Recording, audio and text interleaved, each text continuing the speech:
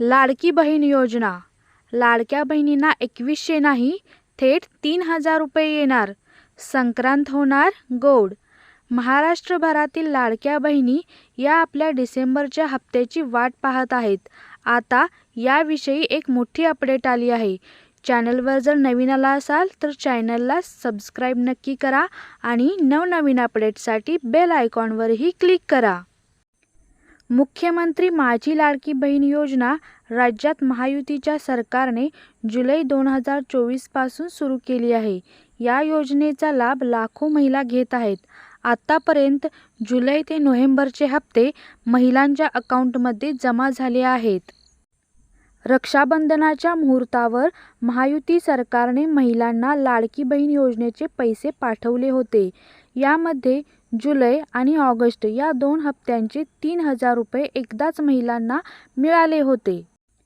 यानंतरही राज्य सरकारने जुलै ते नोव्हेंबर असे मिळून आतापर्यंत 7500 रुपये लाडक्या बहिणींच्या अकाउंटमध्ये ट्रान्स्फर केले आहे. मात्र डिसेंबरचा हप्ता अद्याप महिलांना मिळालेला नाही.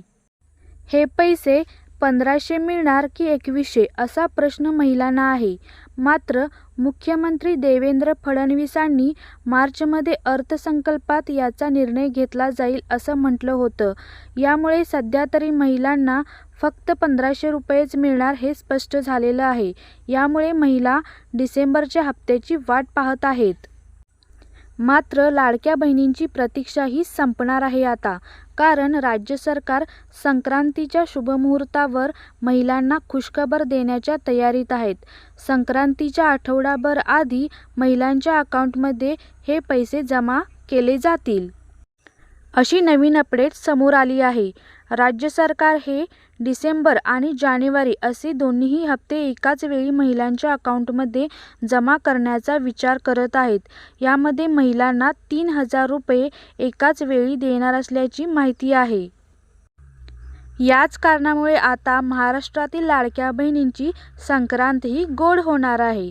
धन्यवाद.